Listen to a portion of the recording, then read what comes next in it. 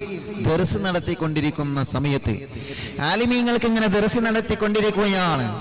അപ്പോഴാണ് പ്രിയപ്പെട്ടവരെ ഹസനുൽ അൻവർ റളിയല്ലാഹു അൻഹു ദർസ് നടത്തുന്ന സമയത്താണ് ആ ദർസിലേക്ക് ഒരു പരിചാരികയായ പെണ്ണ് കടന്നു വന്ന് പറയുകയാണ്, തങ്ങളെ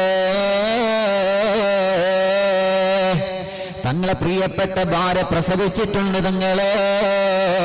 തങ്ങളെ പ്രിയപ്പെട്ട ഭാര്യ പ്രസവിച്ചിട്ടുണ്ട്. മഹാനായ ഹസനുൽ അൻവർ റളിയല്ലാഹു അൻഹു മക്കയിലെ പള്ളിയിൽ ദർസ് നടത്തുന്ന സമയത്താണ് തന്റെ അടിമപ്പെണ്ണിൽ നിന്നൊരു പെണ്ണ് വന്നുകൊണ്ട് പറയുകയാണ്, തങ്ങളെ പ്രിയപ്പെട്ടവളെ പ്രസവിച്ചിട്ടുണ്ട് അൽഹംദുലില്ലാഹ്. മഹാനവറുകൾ ഉടനെ തന്നെ ശുക്രിന്റെ സുജൂദ് ചെയ്യുകയാണ്.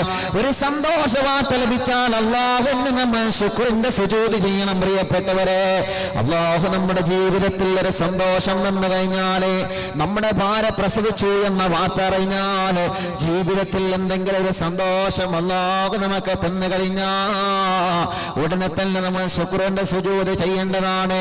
അതുകൊണ്ടല്ലേ മഹാനായ ഹസനുൽ അൻവർ റളിയല്ലാഹു അൻഹുവിന്റെ ഭാര്യ പ്രസവിച്ചു എന്ന വാർത്തറിഞ്ഞപ്പോൾ മസ്ജിദുൽ ഹറാമിലെ മഹാനവറുകൾ ശുക്രിന്റെ സുജൂദ് ചെയ്യുകയാണ്.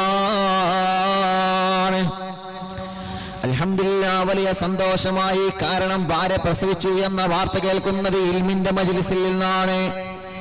ഇൽമിന്റെ മജ്ലിസ് സ്വർഗത്തിന്റെ മജ്ലിസാണെന്ന് റസൂലുള്ളാഹി പറഞ്ഞതാണ്.